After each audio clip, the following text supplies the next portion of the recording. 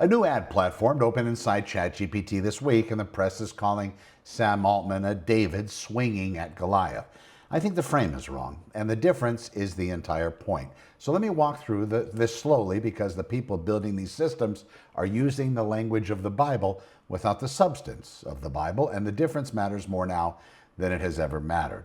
So here's the short of it. OpenAI launched a self-serve advertising platform inside of ChatGPT. Industry analysis are framing it as David versus Goliath. Sam Altman, of course, the upstart with OpenAI, and ChatGPT and Google as the giant.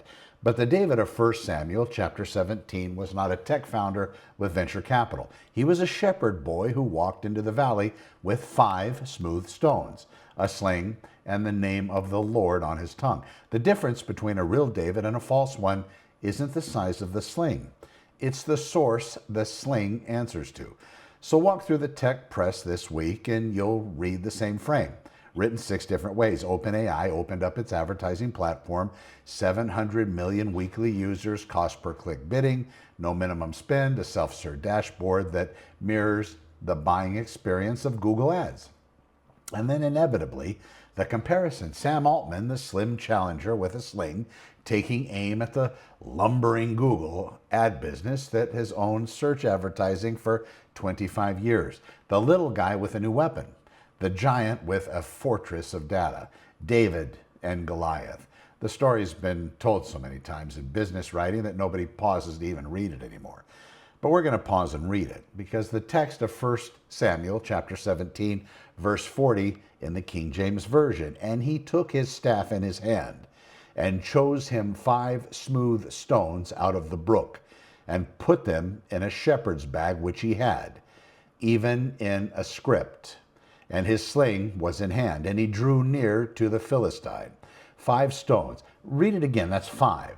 Most of my life I've heard that David and Goliath's story as a story told of 1 stone, 1 shot, 1 throw, 1 faith-fueled crack against the brow of a giant. And then I started reading the text instead of the version we get told around campfires, and I noticed the count, 5. He took 5. Why did he take 5? And the Bible doesn't tell us really in that verse, but it does tell us several books later in 2 Samuel chapter 21, verses 15 through 22, and again in 1 Chronicles chapter 20, verse 5. Goliath had relatives, brothers, sons of the giant, men of unusual stature. One of them, named Lahmi, gets killed in Elhanian in a later battle.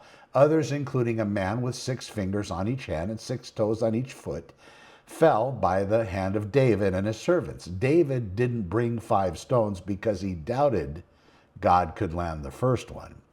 He brought 5 because he had spent his boyhood as a shepherd. And a shepherd who lives by the sling knows 2 things. He knows that a round stone flies true and a chipped one veers off. And he knows that the giant in front of him has brothers. The 5 stones were not a hedge against the failure of God. They were the natural arsenal of a faithful shepherd who had through and through thought through what came after. Faith and preparation. In the original story, they're the same act. They're not opposites. The shepherd boy who trusts the Lord is the same shepherd boy who picks up the smoothest 5 stones in the brook. Now hold that picture in your mind and consider the man that the press wants to cast as David in May of 2026. Sam Altman is the chief executive of OpenAI. He has access to hundreds of billions of dollars in venture commitments. He has compute deals with Microsoft and Oracle, with the largest data center operators on Earth. He has spoken publicly and repeatedly about building artificial general intelligence. He has projected $100 billion per year in advertising revenue by 2030. He is, by every measure available, a man of enormous accumulated power. He's not a shepherd boy. And the question I want to put on the table is not whether his ad platform will work. I cover the strategic side of that elsewhere. The answer is that it probably will work, at least well enough to disrupt the ad economy. And the small business operator who gets in early is going to see real results. The question I want to put on the table is whether the framing the industry is using to describe what he is doing, is that accurate to the story the industry keeps borrowing? And I've deduced the answer is no. The man casting himself as David in this story has publicly said in interviews and in writings that the goal of his work is to build a system that approaches or surpasses human intelligence in every domain. He has, in moments of unusual candor, used language about creation, about emergence, about the development of a kind of mind that does not exist in the world. He's not building a sling. He's building a God in the machine, or at least he's trying to. That's not the work of a shepherd. That's the work of the men of Shinar in Genesis chapter 11, the one who said in their hearts, "Let us build a city and a tower whose top may reach unto heaven, and let us make us a name." The Lord came down to see that tower. He didn't commend it. Every business writer who pulls the David and Goliath frame out of the toolbox to describe a startup versus an incumbent is doing the same trick. They're taking the shape of the story and they're throwing away the source. The shape is the small thing, beating the big thing. That part survives. That part is what makes the frame so durable in marketing copy. The source is the line David spoke to Goliath before the stone left the sling. 1 Samuel 17, verse 45. "Thou comest to me with a sword and with a spear and with a shield. But I come to thee in the name of the Lord of hosts, the God of the armies of Israel, with whom hast defiled." That's the part of the framing this framing strips out. That's the part that does not appear in a TechCrunch headline. And that's the part that doesn't fit on a Sequoia Capital deck. David didn't win because he was scrappy. David won because the Lord of hosts had decided the day. The sling was the means. The Lord was the cause. Remove that and you don't have a David story anymore. You have a marketing case study about disruption theory dressed up in a costume. And that's precisely what we are being handed in the press right now. So what do you do with this? If you're a small business owner, a real estate agent, a contractor, a tradesman, a parent watching all of this unfold and trying to figure out where to stand, you can use the ad platform, but that's not the question. Tools are tools. The same Lord who put copper in the ground for plumbers and silicon in the ground for chip makers is sovereign over the use of a person who makes either. The carpenter of Nazareth used a hammer, and the hammer did not need the moral framework. The carpenter did. What you do not do is mistake the man wielding the platform for David of Scripture. You don't assign him a moral arc he hasn't claimed. You do not pray to a system because the system speaks fluently. You do not look at a man who is publicly working to build a synthetic mind and call him a shepherd boy fighting for the armies of the living God. He is not. And he is not asked to be.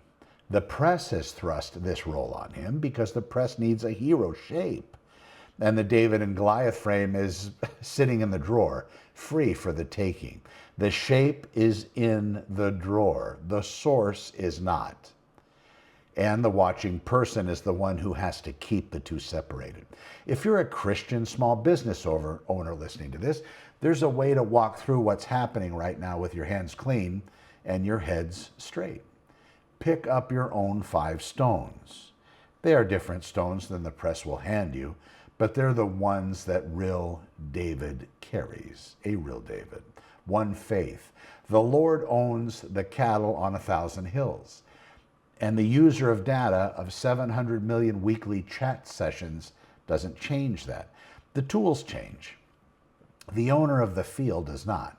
Here's number 2, preparation. David picked up the smoothest stones in the brook, measured, because a shepherd knows his weapon. You learn the platform, you read the documentation, understand what you're using. Claude, ChatGPT, OpenAI, Meta, through Facebook, through the Meta company, their AI, Grok, they've teamed up. But again, learn what you're using. Faith without preparation is presumption, and preparation without faith is just hustle. You need both stones in the bag. Number 3, discernment. Not everyone new is good. Not everything new is bad. The question is not whether to use the sling. The question is what name you call on when you draw it. Don't be the operator who uses the language of David while serving the gods of Goth. Number 4, restraint. That same platform that brings you customers can be used to manipulate them, to mislead them, to build offers that prey on intent rather than serve it. The early advertisers will set the cultural norms of this channel for the next decade.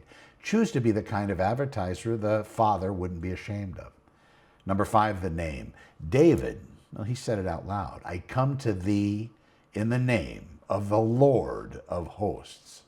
That sentence is the only part of the David and Goliath story that the tech press cannot copy into a launch announcement. That's the part you keep. It's the part that makes you, the small operator using new tools, an actual descendant of the shepherd boy and not a costumed reenactor. Pick up those 5. Walk into the brook, read the platform documentation, build the landing page, send the ad. And do it in a name that is not Sam Altman's. These platforms, they're going to keep coming. The next one's going to be Google's response to this one. The one after that will be something nobody's named yet, built by a company that does not exist as I am speaking this sentence. And in every cycle, the press will reach for the David and Goliath frame because the press has a small toolkit, and that is the most recognizable tool in it. Read the Bible instead. The shepherd boy in the valley did not win because he was clever.